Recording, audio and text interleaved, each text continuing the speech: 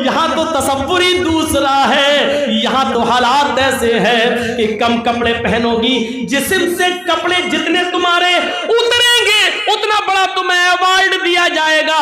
ये अफसोस है, ये हमारे इस देश की सबसे बुरी परंपरा है कि जिसके जिस्म पर कपड़े जितने कम हो, जो जितनी ज्यादा नंगी हो, आज उसको पद्मश्री अवार्ड से नवाजा जाता है। और जो बेटी अपने जिस्म पर जितना ज्यादा कपड़ा और हिजाब के साथ जाए, आज उसके जिस्म से हिजाब नोचने की कोशिश की जाती है, उसको नंगा करने की कोशिश की जाती है। जिस मुल्क के अंदर बेटियों के साथ ये सलूक किया जाए, जिस मुल्क के अंदर बच्चियों के साथ ये सलूक किया जाए, उस मुल्क के अंदर भाईचारा कैसे कायम करोगे? उस मुल्क के अंदर हिंदू और मुसलमान दोनों को एक करने की कैसे कोशिश करोगे? एक हिंदू हिंदू कर रहा है तो दूसरी तरफ से मुसलमान मुसलमान की सदाएं लगाई जा रही है। कोई ये बताने के लिए तैयार नहीं है ये देश हिंदू और मुसलमान दोनों का है, ये मुल्क हिंदू और मुसलमान दोनों का है। इसको सबने आजाद कराया है। ये मुल्क सिर्फ हिंदुओं से नहीं चल सकता है, ये मुल्क सिर्फ मुसलमानों से नहीं चल सकता है।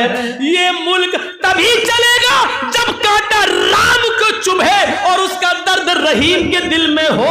और जब रहीम की बेटी मरे तो उसका दर्द और उसकी तकलीफ राम को हो। जब तक यह एहसास हमारे अंदर पैदा नहीं होगा, ये मुल्क मेरे भाइयों तरक्की की राह पर गामजन नहीं हो सकता है, तरक्की की राह पर नहीं चल सकता है। जरूरत है उसी राम के दर्द को रहीम समझे और रहीम की तकलीफ को राम समझे। ये जरूरत है, वक्त का तकाजा है और वक्त की अहमियत को समझने की कोशिश हमें और आपको सबको करने की जरूरत है। इस वक्त इस भाईचारे की जरूरत है। वला तसब्बुल्लज़ीना यदऊना मिन दूनिल्लाह, तुम दूसरों के बुजुर्गों को गाली मत दो, वरना जवाब में वो तुम्हारे अल्लाह को गाली देंगे दुश्मनी में बगैर इल्म के।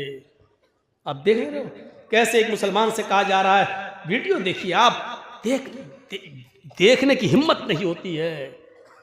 जमीन पर थूका जा रहा, उससे कहा जा रहा चाट बोल अल्लाह को, मां की गाली। तसव्वुर करो क्या है ये, अल्लाह के लिए मां का लफ्ज इस्तेमाल, मां की गाली, बहन बेटी की गाली। और उस दाढ़ी वाले की दाढ़ी पकड़कर नोचते हुए कहा कबोल जय श्री राम। ये कौन सा? ये तो हमारे मजहब के अंदर भी नहीं है। ला इकराहा फिद्दीन, दीन में जबरदस्ती नहीं है ही नहीं। अगर जबरदस्ती किसी की कंपट्टी पर बंदूक रखकर अगर आपने किसी को मुसलमान किया तो उसका इस्लाम माना ही नहीं जाएगा, उसकी नमाज मानी नहीं जाएगी, उसका रोजा माना ही नहीं जाएगा। कोई चीज नहीं है ये। हमें समझने की जरूरत है हम दूसरों के बुजुर्गों को क्यों बुरा बनाते हैं। हदीसें पढ़िए, अल्लाह के नबी तो फरमाते इरहमू मन फिल अर्ज़ यरहमुकुम मन फिस समा। तुम जमीन वालों पर रहम करो, ये नहीं कहा जा रहा है मुसलमानों पर रहम करो, आए मुसलमानों आपस में एक दूसरे पर रहम करो, ये नहीं कहा जा रहा है। क्या कहा जा रहा है? इरहमू मन फिल अर्ज़, मुसलमानों तुम जमीन वालों पर रहम करो। जमीन में जो भी हो, हिंदू मुसलमान सिख ईसाई जानवर चरिंद परिंद सब, तुम जमीन वालों पर रहम करो। यरहमुकुम मन फिस समा, आसमानों वाला तुम्हारे ऊपर रहम करेगा।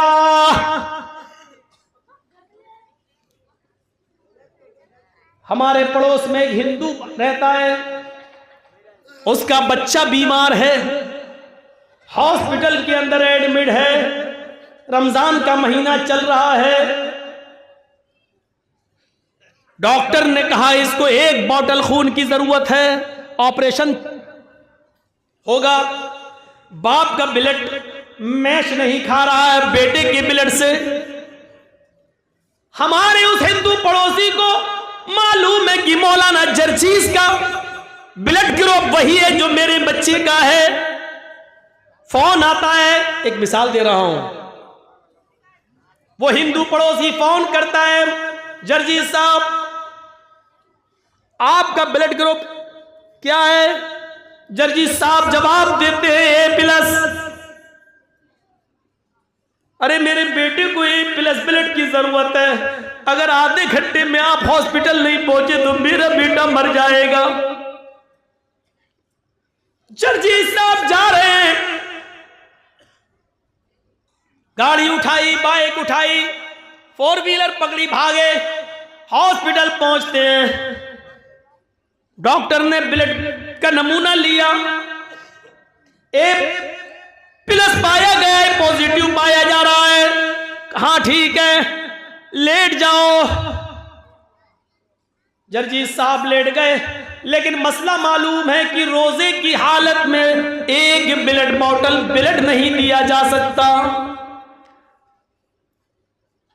खून की जांच, मलेरिया या बुखार टेस्ट करने के लिए 2 ml, 3 ml, 5 ml ब्लड निकाला जा सकता है रोजे की हालत में, उससे रोजा नहीं टूटेगा।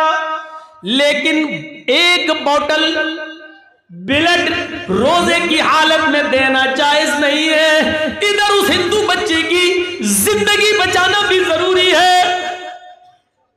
शरीयत ये कहती है, यहां हमारा मजहब ये कहता है, जर्जी साहब उस हिंदू बच्चे की जान बचा लो, यही इंसानियत है। इसके लिए अगर तुम्हें रमजान के महीने का फर्ज रोजा तोड़ना पड़ रहा है तो तोड़ दो, रोजा खत्म कर दो। ये रोजा बाद में भी पूरा किया जा सकता है, लेकिन अगर वो हिंदू बच्चा मर गया तो फिर दोबारा जिंदा नहीं किया जा सकता है। ये इंसानियत हमें इस्लाम ने सिखलाई है कि हमें उस हिंदू बच्चे के लिए, उसकी जान बचाने के लिए अपना रोजा तोड़ना पड़ेगा। लेकिन एक बोतल ब्लड देकर अगर हमारी जिंदगी खतरे में नहीं है तो हम उसको एक बोतल खून देंगे और उसकी जिंदगी को बचाना हमारे लिए फर्ज हो जाएगा, जरूरी हो जाएगा। जो मजहब गैर मुस्लिमों के बच्चों की जान बचाने के लिए ब्लड देने को जायज ही नहीं बल्कि जरूरी करार दे रहा हो और उसके लिए अपनी महज मखसूस इबादत रोजा तक तोड़ने का हुक्म दे रहा हो, उस मजहब की इंसानियत का मुकाबला दुनिया का कोई मजहब नहीं कर सकता है।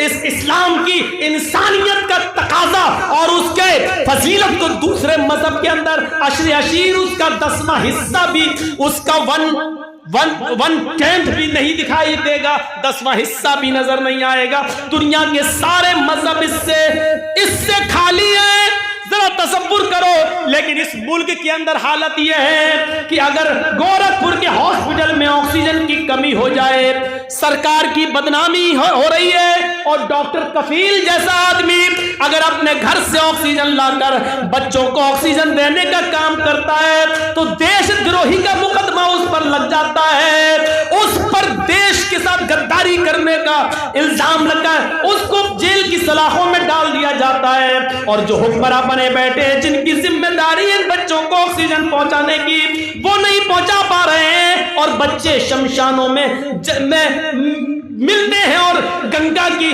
में नहाते हुए उनकी लाशें दिखाई देती हैं। मेरे भाइयों, ये देश के फेवर में और जो अपने घरों से ऑक्सीजन लेकर आए और बच्चों को चढ़ाए, ये देशद्रोही है।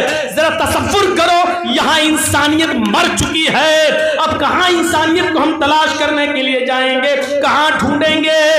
गौर कीजिए, मैं जानता हूं कि हिंदू धर्म हमें इस चीज की तालीम नहीं देता है। हिंदू धर्म तो हमें इंसानियत का दर्स देता है। रामचंद्र जी ने भी हमें इंसानियत का दर्स दिया है, लक्ष्मण ने भी इंसानियत का पाठ पढ़ाया है। राम के मानने वाले गलत हो सकते हैं, राम ने हमें गलत चीज नहीं बताई है। कृष्ण जी ने हमें गलत नहीं बताया है, कृष्ण जी गलत नहीं है, कृष्ण के मानने वाले गलत हो सकते हैं। वे कानून लाया जाए, हम दो हमारे दो,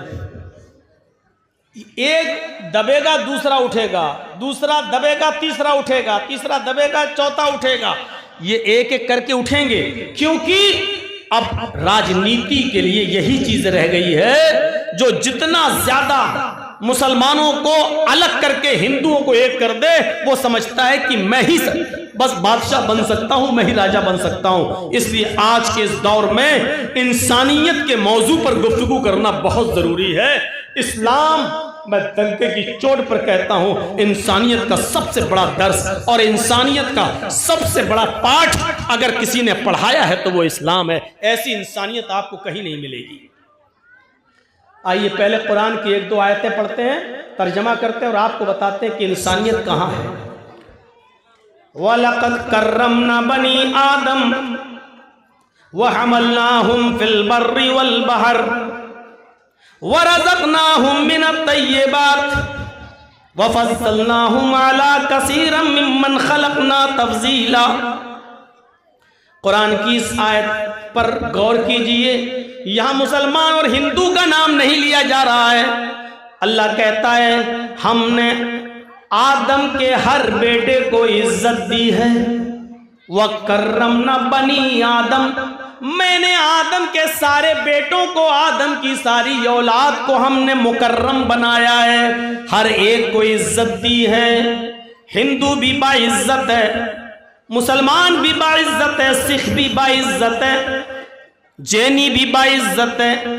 दुनिया में जितने मज़ाहिब हैं सब आदम की औलाद, जो भी मजहब के मानने वाले आदम की औलाद हैं। अल्लाह कहता है हमने आदम के हर बेटे को, हमने बनी आदम को मुकर्रम बनाया है, मुअज़्ज़ज़ बनाया है, बाइज्जत बनाया है। और आदम के हर बेटे को हमने वहमलनाहुम फिल बर्रि वल बहर, हमने आदम के हर बेटे को खुश्की और तरी में, खुश्की और समंदर में हमने उनको सवारी दी है। हमने उनको सवारी यानी हमने उनको सवार किया, उठाया है।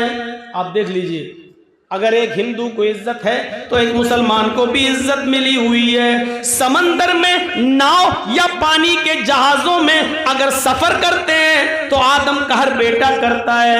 पानी पर किसी की मिल्कियत नहीं है, वो हिंदू भी उस पे चलता है, मुसलमान भी चलता है, सिख भी चलता है, ईसाई भी चलता है। उसी को अल्लाह कह रहा है दुनिया में पानी में भी और खुश्की में भी, जमीन पर भी ये सवारियां हमने सबको दी हैं, किसी एक को इसका मालिक नहीं बनाया है। अल्लाह ने हवा बनाई है, ये किसी एक के लिए नहीं, हिंदू मुसलमान सिख ईसाई सबके लिए है।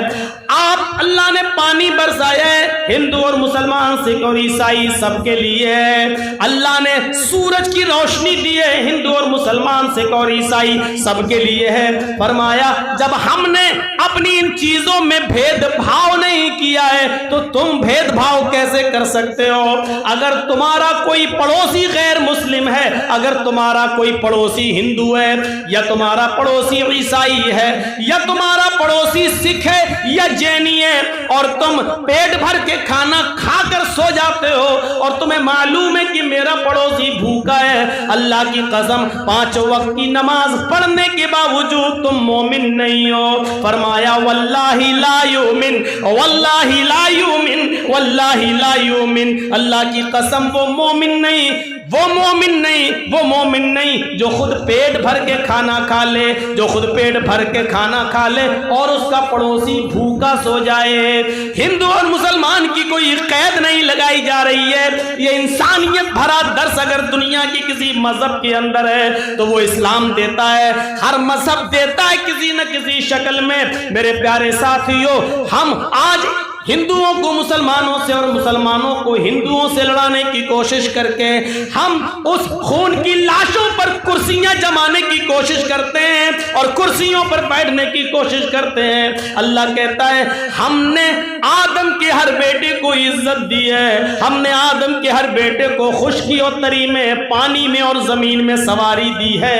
वरज़क़नाहुम मिनत तय्यिबात, आसमान से बारिश बरसाकर खेतों में जो अनाज पैदा किया है, पाकीज़ा रिज़्क़ उतारा है, वो भी मैंने सबको दिया है। वो हिंदुओं को भी दिया, मुसलमानों को भी, सिखों को भी और ईसाइयों को भी। हिंदुओं के खेतों में भी अनाज पैदा होता है, मुसलमानों के खेतों में भी, सिखों के खेतों में भी और ईसाई के खेतों में भी। हमने कोई भेदभाव नहीं किया है, लिहाजा तुम्हें भी किसी को भेदभाव की नजर से नहीं देखना है। वहमलनाहुम बिल बर्रि वल बहर वरज़क़नाहुम मिनत तय्यिबात वफ़ज़्ज़लनाहुम अला कसीरिम मिम्मन खलक़ना तफ़ज़ीला। और हमने आदम के हर बेटे को, हमने आदम की औलाद को बहुत सी मखलूक के ऊपर फजीलत दी है। बहुत सी मखलूक को ये मकाम हासिल नहीं है जो हमने इंसान को दिया है, मुसलमान को नहीं, इंसान को दिया है। यानी इंसान में हिंदू और मुसलमान सब शामिल हैं, ये कुरान कह रहा है।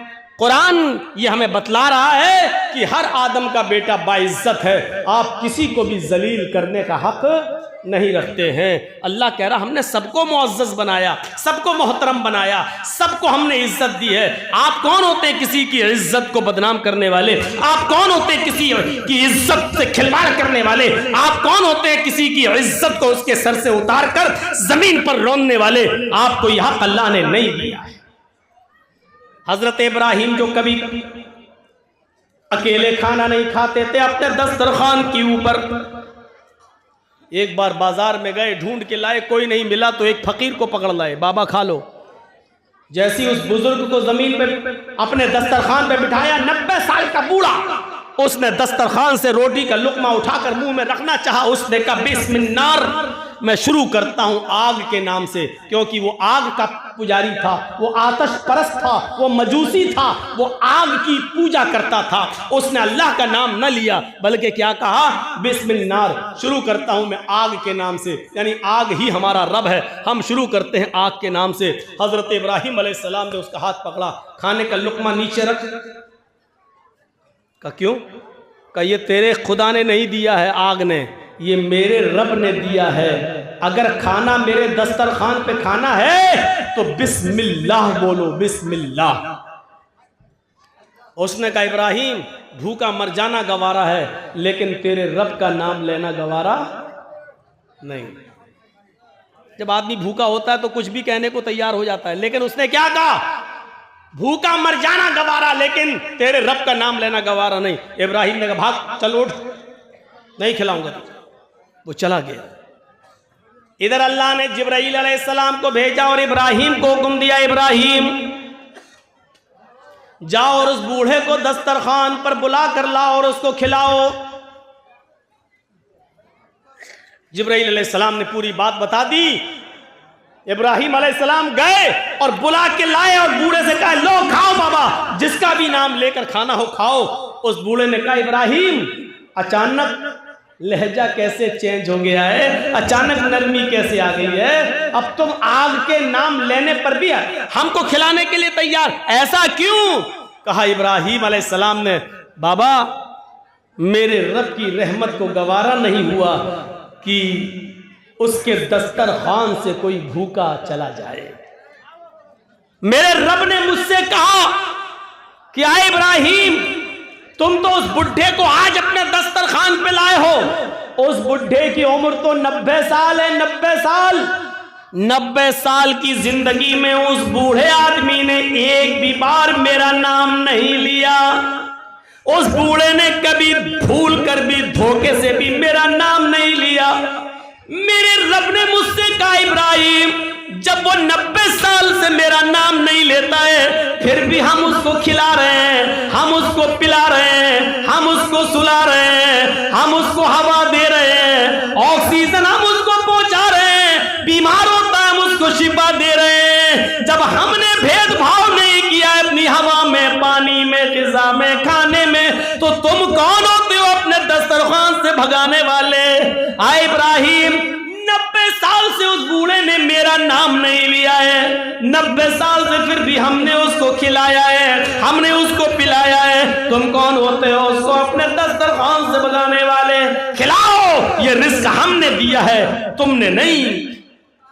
जब बूढ़े के सामने ये बात आई तो बूढ़ा कहने लगा इब्राहिम, तुम्हारे रब की रहमत को देखकर, तुम्हारे रब की रहमत को सुनकर आज मुझे यकीन आ गया कि वही रब्बुल आलमीन है, वही सारी कायनात का पालने वाला है। इब्राहिम, अब खाना मैं उस वक्त खाऊंगा जब आप मुझे उसी रब से मेरा रिश्ता जोड़ देंगे, उसी रब से मुझे जोड़ देंगे और मुझे भी उस रब का मानने वाला बना देंगे।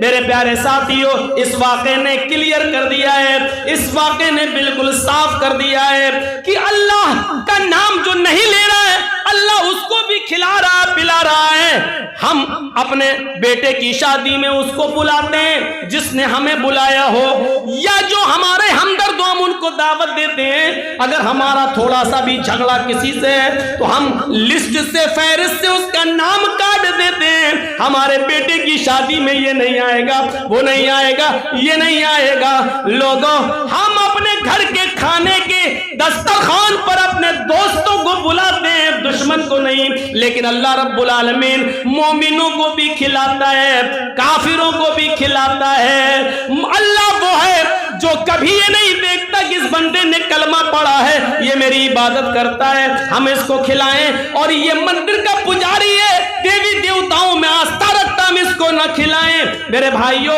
अल्लाह रब्बुल आलमीन की शान करीमी और शान रुबूबियत ये है कि आज तक उसने भेदभाव नहीं किया है, आज तक उसने किसी के दरमियान तफरीक नहीं की है। ये कुरान हमें दर्श देता है कि आप भी किसी के साथ भेदभाव नहीं कर सकते। ये कुरान की अभी एक आयत है जो मैंने आपके सामने रखी है। आइए दूसरी आयत सुनाते हैं हम आपको।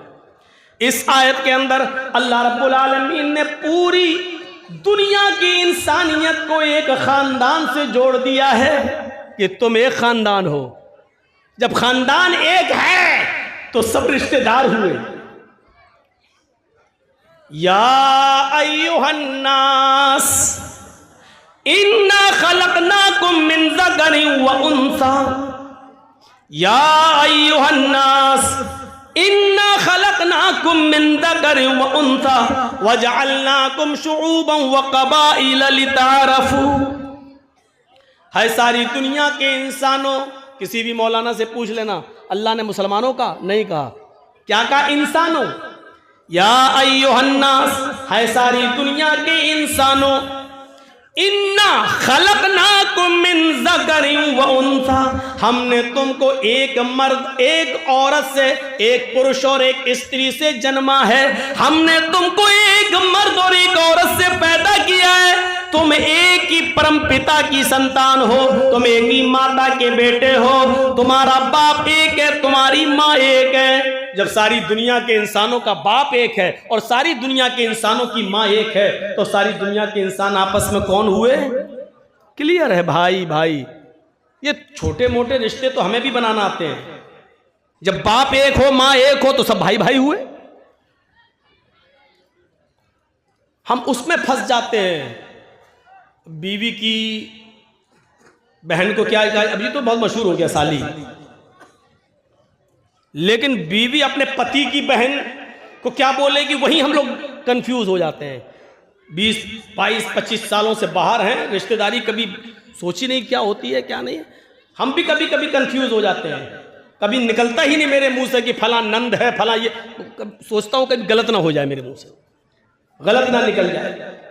कभी कभी कुछ मसले पूछने आती हैं औरतें, तो पूछती हैं कि मौलाना साहब ये बताइए मेरी नंद का ये मसला। तो मैं पूछता हूँ ये नंद क्या होती है, कौन सी बला है, तो पूछना पड़ता है कभी कभी, तो हम लोग भी कंफ्यूज हो जाते हैं। लेकिन ये मसला तो बहुत क्लियर है। या अय्युहन्नास इन्ना खलकनाकुम मिन ज़करिन व उन्सा, हमने तुमको एक ही मर्द और एक ही औरत से पैदा किया है। तुम्हारा बाप एक है, तुम्हारी माँ एक है, तुम एक ही परम पिता की संतान हो, एक ही माँ के बेटे हो। तुम्हारा एक ही बाप है आदम, तुम्हारी एक ही माँ हव्वा।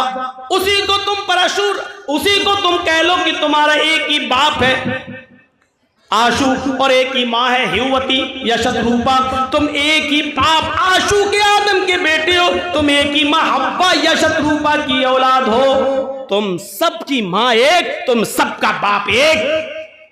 हमने कबीले बिरादरियां जातें बनाई हैं, अल्लाह ने ये नहीं कहा नहीं बनाई, बनाई हैं। तुम खान हो, पठान हो, तुर्क हो, अंसारी हो, तेली हो, राजपूत हो, ये बनाई है। अल्लाह ने ये नहीं कहा ये शेर शाहबादी है, ये सूरजापुरी है। हमने बनाया है ये सब कुछ, इनकार नहीं है। लेकिन याद रखना, कोई खान अंसारी से ऊंचा नहीं है, कोई अंसारी तुर्क से ऊंचा नहीं है, कोई तुर्क किसी तेली से ऊंचा नहीं है। अल्लाह कहता है कि कोई किसी से ऊंचा नहीं है, सब बराबर हैं। हमने कबीले और बिरादरियां और जातें इसलिए बनाई ताकि तुम एक दूसरे को पहचान लो। अब जर्जीस नाम के 3-4 पैदा हो जाएं पुलिस जर्जीज को पकड़ने आ रही है। ए जर्जीज को देखा? कौन जर्जीज? हमारे गांव में तो 6 जर्जीज हैं। अब बिरादरी, अच्छा वो वो खान, अच्छा वो अंसारी, हाँ अच्छा वो तेली, हाँ उसकी बल्दियत ये, हाँ तो ये पहचान। इसलिए हमने तुम्हारे कबीलों में और बिरादरियों में बांटा है ताकि तुम्हारी पहचान की जा सके, ताकि तुम्हें पहचानने में आसानी हो। ऊंचा और नीचा नहीं, बड़े और छोटे कोई नहीं हो, सब बराबर हो।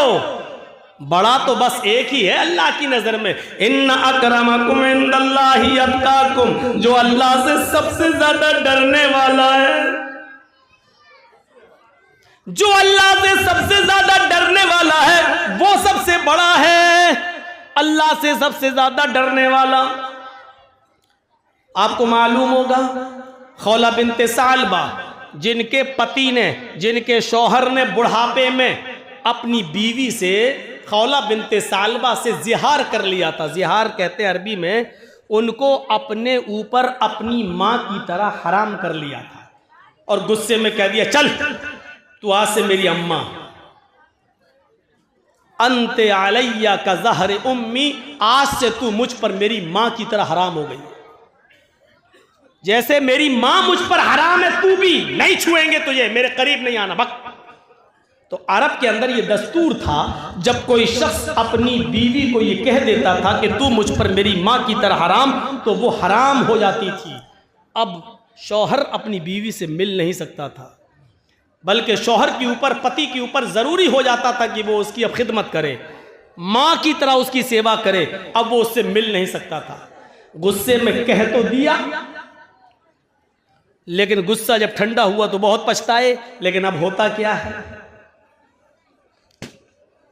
जब सारे रास्ते बंद, तो औस इब्ने सामित ने कहा, आए खौला तुम अल्लाह के नबी के पास जाओ और उनसे कहो मेरे लिए कोई रास्ता निकालो। तो खौला बिनते सालबा जब अल्लाह के नबी के पास जाती हैं, तो अल्लाह के नबी ने भी पूरी बात सुनने के बाद फरमाया, खौला मेरे पास भी तुम्हारे लिए कोई रास्ता नहीं है, तुम्हारे शौहर ने तुम्हें अपने ऊपर हराम कर लिया, तुम उनसे दूर रहो। कहा अल्लाह के नबी, अगर आप हमारे लिए रास्ता नहीं निकालेंगे तो कौन निकालेगा? आपने कहा, आए अल्लाह की बंदी, मेरे पास कोई रास्ता नहीं है। अब तुम अपने शौहर, अपने पति पर हराम हो चुकी हो, अब तुम उनके करीब नहीं जा सकती हो, जाओ, कोई रास्ता नहीं है। मायूस हो गई, परेशान हो गई, सोचने लगी कि जब नबी के पास रास्ता नहीं निकला तो कहां रास्ता निकलेगा। चली वो, अल्लाह के नबी ने दरवाजा बंद कर दिया, मस्जिद नबी से निकलती है, अल्लाह के नबी के हुजरे से निकलती है, मस्जिद नबी के दरवाजे को देखती है। हुजरा और मस्जिद करीब करीब, मस्जिद नबी के दरवाजे को देखती है, मस्जिद में घुस जाती है, वुजू बनाती है और 2 रकात नफिल नमाज पढ़ती है। और नमाज पढ़ने के बाद अल्लाह से दुआ मांगती है, इलाहुल आलमीन, मेरे पति ने मुझे अपने ऊपर हराम कर लिया है, मोहम्मद रसूलुल्लाह के पास भी रास्ता नहीं है, मेरे छोटे छोटे बच्चे हैं, जहां तक प्यार और मोहब्बत की बात है वो तो मैं बच्चों को दे दूंगी, लेकिन खिलाने पिलाने की जिम्मेदारी तो मैं बूढ़ी हो चुकी हूं, अपने बच्चों की नहीं निभा पाऊंगी। आय अल्लाह, इस मौके पर मुझे मेरे पति की सख्त जरूरत है और मेरे पति को मेरी सख्त जरूरत है। बुढ़ापे में दोनों एक दूसरे का सहारा होते हैं। अय अल्लाह, अगर तूने कोई रास्ता नहीं निकाला तो हमारे लिए रास्ता कौन निकालेगा। वो अपने हाथ को उठाए हुए अल्लाह से दुआ मांग रही है, गिड़गिड़ा रही है। अभी दुआ मांगकर हाथों को नीचे नहीं किया है, अभी दुआ मांगकर उसने अपने हाथों को नीचे नहीं किया है। उधर अल्लाह ने फरमाया, आए जिब्रील, अगर उस बंदी के लिए हम रास्ता नहीं निकालेंगे तो कहां जाएगी। उसने मोहम्मद की चौखट पर नहीं बल्कि मेरी चौखट पर सवाल किया है। उसने मोहम्मद रसूलुल्लाह के पास जाकर भी रास्ता न पाया तो उसने हमारी घर में, हमारी मस्जिद में आकर उसने सजदे में सर रख दिया और हाथ उठाकर दुआ कर रही है। आए जिब्रील, जाओ एक हल्की सी सजा मुतय्यन कर दो शौहरों के लिए, ताकि आइंदा इन सजा को देखकर कोई भी शख्स अपनी बीवी को जल्दी अपने ऊपर हराम न करे, और अगर हराम कर ले तो उसके ऊपर एक कफारा, एक जुर्माना आयद कर दो कि ये जुर्माना लगा दो, और वो जुर्माना अदा करके उसको अपनी बीवी बना सकता है। जिब्राइल अमीन आते वही लेकर, अभी इस औरत ने अपने हाथों को नीचे नहीं किया, उधर जिब्राइल अल्लाह के नबी पाक के पास कुरान की आयत लेकर नाजिल होते हैं। कद समी अल्लाहु कौलल्लती तुजादिलुका फी ज़ौजिहा व तश्तकी इलल्लाह। अल्लाह ने उस औरत की बात को सुन लिया जो आपसे बहस कर रही थी अपने पति के बारे में, अपने हस्बैंड के बारे में। व तश्तकी इलल्लाह, और वो अल्लाह से भी फरियाद कर रही, अल्लाह से भी दुआ करती जा रही है। अल्लाह ने उस औरत के लिए रास्ता बदल दिया, और उस एक औरत के रास्ते, एक औरत की वजह से अल्लाह ने दुनिया की सारी औरतों के लिए रास्ता आसान कर दिया है, सारी औरतों के लिए रास्ता बना दिया है। आए मोहम्मद सल्लल्लाहु अलैहि वसल्लम, ये जुर्माना आयद कर दो उन लोगों पर जो लोग अपनी बीवी को अपनी मां की तरह हराम कर लेते हैं। वो अपनी बीवी बनाने से पहले एक गुलाम आजाद करें। उस जमाने में गुलाम चलते थे, आज तो चलते नहीं हैं। गुलाम आजाद करें, एक गुलाम आजाद करके अब अपनी बीवी को बीवी बना सकते हैं, जिसको मां की तरह हराम कर लिया उसको। अगर गुलाम आजाद करने की ताकत नहीं है तो 60 रोजे रखें बतौर सजा के। ये रोजे कंटिन्यू रखना पड़ेंगे, सजा वाले रोजे कंटिन्यू, क्योंकि सजा में मजा तभी है जब सजा का एहसास हो। कंटिन्यू सजा, शहरैन मुतताबिऐन, कंटिन्यू रेगुलर। 55 रोजे आपने रख लिए, 55 रोजे रख लिए, चलो एक रोजा छोड़ देते, थोड़ा सस्ता लें, फिर 5 बाद में पूरे कर लेंगे। आपने जानबूझकर एक रोजा छोड़ दिया, चलो एक दिन सस्ता के 5 और बाद में रख लेंगे, तो आपने जहां एक छोड़ा जानबूझकर, वो एक रोजे का छोड़ना आपके 55 रोजों को बेकार कर देगा। अब आप फिर से 1 से लेकर 7 तक रखो, ये 55 बेकार। हाँ, उज़्र या बीमारी की वजह से अगर आप छोड़ रहे हैं, बुखार आ गया या कोई बीमारी है और जिसकी वजह से रोज़ा छोड़ना ज़रूरी हो गया हो, तो ऐसी कंडीशन में उज़्र और मजबूरी की वजह से आप रोज़ा छोड़ेंगे, तो फिर आपका रोज़ा वो 55-56 रोज़े आपके बेकार नहीं होंगे, बल्कि उस बीमारी के ख़त्म होते ही, उस उज़्र के ख़त्म होते ही छूटे हुए रोज़े बाद में आप पूरे कर लें। उज़्र और बीमारी की बात अलग है, लेकिन बिला उज़्र के अगर आपने एक छोड़ दिया तो जितने रखे थे वो सब बेकार, फिर से आप 1 से शुरू होगा। बिल्कुल टीबी का कोर्स है ये, 9 महीने दवा खाना है, दवा खा खा के उकता गए, 8 महीने खाई, 1 महीना छोड़ दी, 1 दिन 2 दिन के लिए छोड़ दी, ये कोर्स बेकार। अब फिर से 9 महीने खाओ, 1 से लेके 9। और अगर 60 मिस्कीनों को भी खाना खिलाने की ताकत, 60 रोजे रखने की ताकत ना हो, तो फिर 60 मिस्कीनों को खाना खिलाओ, 60 मिस्कीनों को। अब 60 मिस्कीनों को पेट भर के खाना, चाहे एक ही बार 60 को बुलाकर खिला दो, या 10-10 करके 6 मरतबा में खिला दो।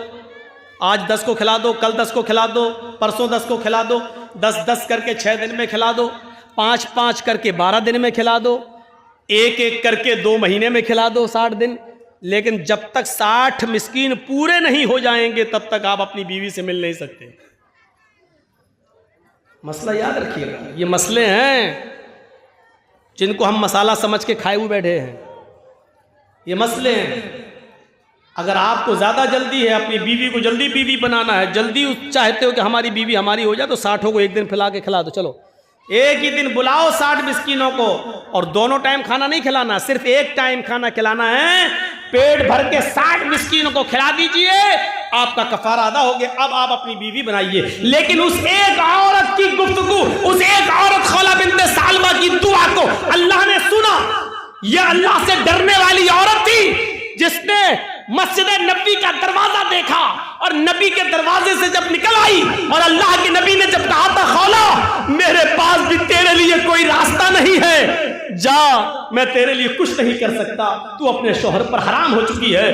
तब वो नबी के दरवाजे से निकली, लेकिन मस्जिद नबी के दरवाजे पर पहुंची तो दरवाजा देखकर मुस्कुराती है मस्जिद नबी का, और फिर मोहम्मद की चौखट को देखकर कहती है, आए मोहम्मद, तेरी चौखट बंद हुई तो क्या हुआ, तेरा दरवाजा बंद हुआ तो क्या हुआ, तेरे रब का दरवाजा तो खुला है, मेरे रब का दरवाजा तो खुला है। ये डरने वाली औरत थी। और जानते हो, कास्ट मत पूछो, कौम मत पूछो, बिरादरी मत पूछो, इतनी इज्जत इस औरत को मिली थी कि अल्लाह के नबी सल्लल्लाहु अलैहि वसल्लम इस दुनिया में नहीं है। हजरत उमर फारूक एक मर्तबा अपने घोड़े पर बैठकर सफर जा रहे हैं। हजरत उमर फारूक घोड़े पर बैठकर सफर कर रहे हैं और खौला बिन्ते सालबा लाठी टेक कर जमीन पर चल रही है, कमर झुक चुकी है।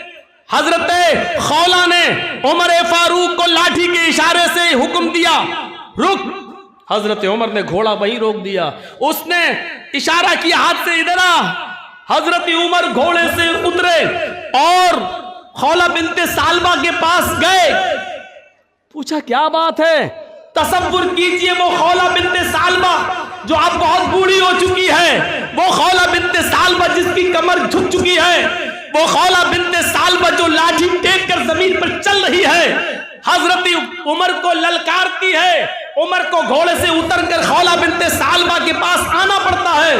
और उमर भी वो उमर जो 1 मील नहीं, 2 मील नहीं, 1 बीघा नहीं, 2 बीघा नहीं, 1 एकड़ नहीं, 2 एकड़ नहीं, 22 लाख मुरब्बा मील पर जिसने हुकूमत की हो, वो उमर उसके पास आता है। खौला बिन्ते सालबा कहती है, नीचे झुक, तेरे कान में कुछ कहना है। हजरत उमर ने जब अपना कान नीचे किया, खौला बिन्ते सालबा ने कुछ भी कहा, पता नहीं चल सका कि वो क्या कहा। खौला बिन्ते सालबा ने उमर के कान में कुछ कहा, लेकिन क्या कहा ना उमर ने बताया, ना आज तक किसी को पता चला। लेकिन सहाबा ने उमर फारूक को बड़े ताने दिए। अमीरुल मोमिनीन होकर एक मामूली औरत के सामने झुक गए।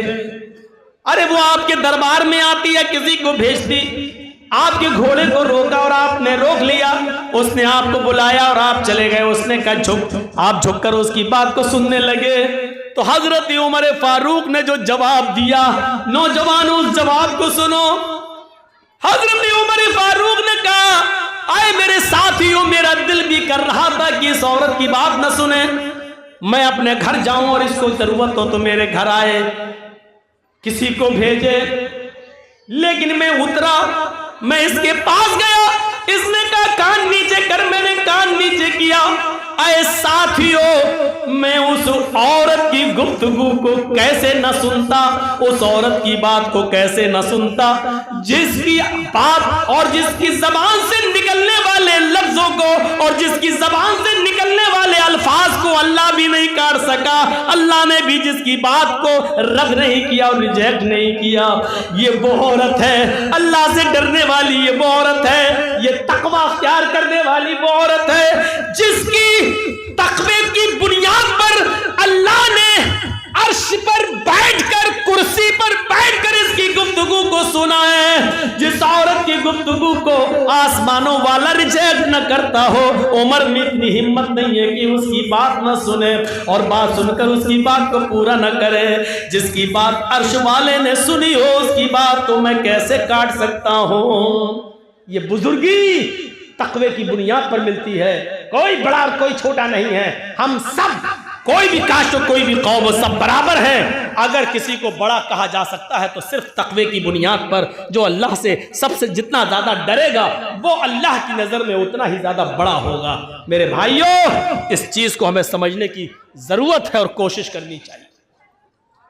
या अय्युहन्नास इन्ना खलकनाकुम मिन ज़करिन व उन्सा व जअलनाकुम शुऊबन व क़बाइल लितअरफू इन्ना अक्रमकुम इंदल्लाहि अत्क़ाकुम। अल्लाह फरमाता है कुरान करीम के अंदर है, संपूर्ण जगत की मानव जाति है, सारी दुनिया के इंसानों, हमने तुमको एक मर्द और एक औरत से पैदा किया है। तुम्हारा बाप एक है, तुम्हारी माँ एक है। आए लोगों, तुम में कोई बड़ा नहीं कोई छोटा नहीं, इन्ना अकरमकुम इंदल्लाहि अत्काकुम, तुम में सबसे बड़ा वो है जो अल्लाह से सबसे ज्यादा डरता है, जो अल्लाह से सबसे ज्यादा खौफ खाता है। यहां पर आने के बाद अब हमें गौर करना चाहिए। आइए कुरान करीम की एक आयत और आपके सामने पेश करता हूं, उससे आप अंदाजा लगाइए। किसी से दुश्मनी हो सकती है, आपने मेरा हक मारा है, हमने आपका हक मारा है, आप हमारे दुश्मन, हम आपके दुश्मन, हो सकता है। गैर मुस्लिमों से भी दुश्मनी हो सकती है किसी भी बात पर, लेकिन अल्लाह ने कहा दुश्मनी चाहे जितनी हो, लेकिन दुश्मनी का तकाजा यह नहीं है कि आप अदल और इंसाफ करना छोड़ देंगे और सच्ची बात करना छोड़ देंगे और फैसला करते वक्त आप ये देखेंगे कि जर्जीस मुसलमान है तो फैसला मुसलमान के हक में किया जाए, या हिंदू ये देखेगा कि मेरा आदमी ये है कि मैं इसके हक में फैसला कर दूं। नहीं, कुरान करीम ने यहां क्या कहा है और क्या तालीम दी है उसको देखिए। और एक दो वाकयात, वला यजरिमन्नकुम शनआनु कौमिन अला अल्ला तअदिलू इअदिलू हुवा अक़रबु लित्तक़वा। ये कुरान की आयत है, मैं कोई लैला मजनू की कहानी नहीं सुना रहा हूं।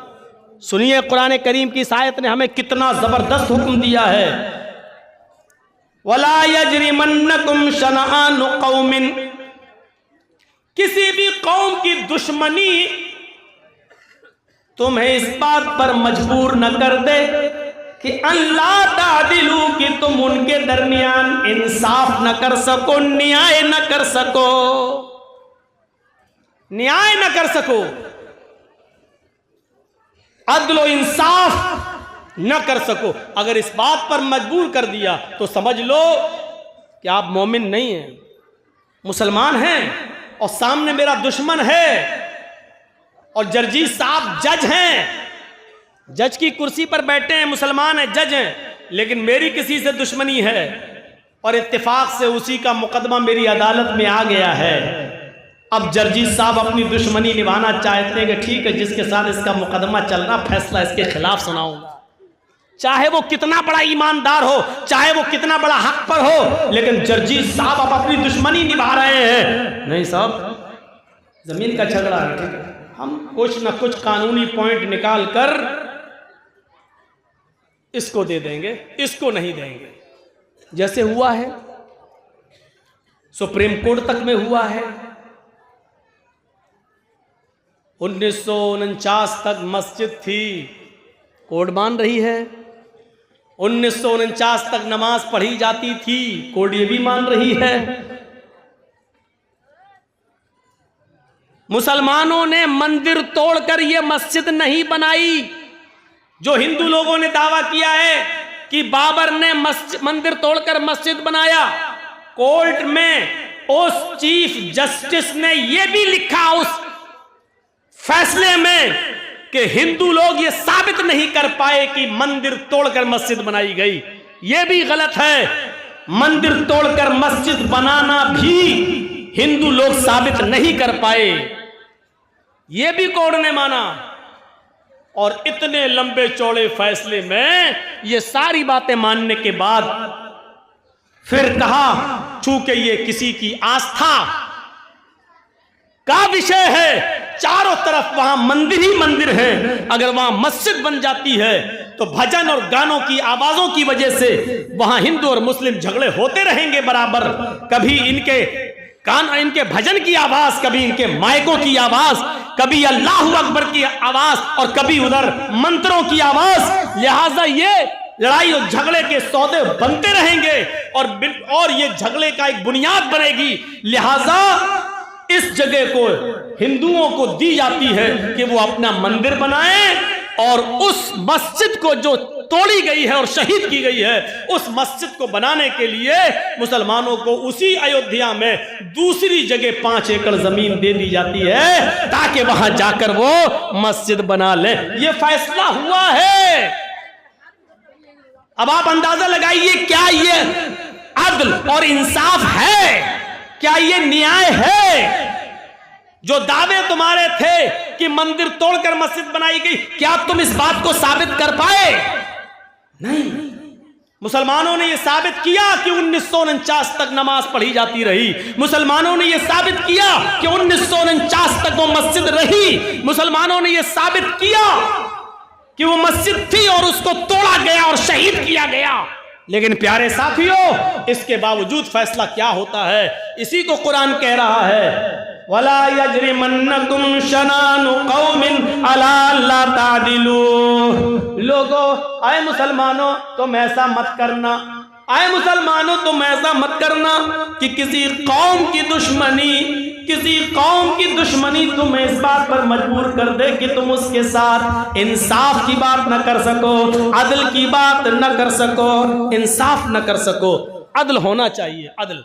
आइए मैं आपको एक वाकया सुनाता हूं, जबरदस्त वाकया। हजरत अली रजी अल्लाह ताला अन्हु की जिरा खो जाती है। हजरत अली रजी अल्लाह ताला अन्हु की जिरा जानते हैं? नहीं जानते होंगे तो ऐसे बता दूं, लोहे की एक चादर नुमा कोई चीज़ होती थी जिसको गले में ऐसे डाल लिया जाता था और नीचे तक बनी होती थी ताकि जंग में जब लड़ें और काफिरों के जब तीर आए तो मेरे जिस्म पर न लगे, उस लोहे की जिरा पर आए तो हमारे सीने में और हमारी पीठ पर न लगे बल्कि उस जिरा से टकरा जाए। तो उसको पहन लिया जाता था। हमारे यहाँ उसकी दूसरी शक्ल होती है क्या, ब्लड प्रूफ जैकेट। वो जिरा थी। हजरत अली की वो जिरा खो गई। ढूंढते रहे, तलाश करते रहे, वो जिरा नहीं मिली। और 6 महीने के बाद वो जिरा एक यहूदी के पास देख ली हजरत अली ने। हजरत अली उसके पास गए और कहने लगे, यहूदी का क्या, ये जिरा किसकी है? यहूदी ने कहा, ये तो मेरी है।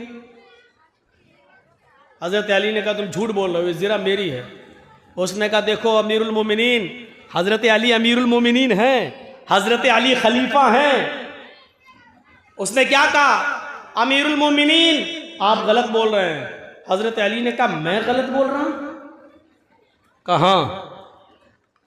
इस अच्छी और खूबसूरत जिरा को देखकर आपकी नीयत खराब हो रही है। हजरत अली ने कहा, मेरी नीयत खराब नहीं हो रही, ये जिरा मेरी है।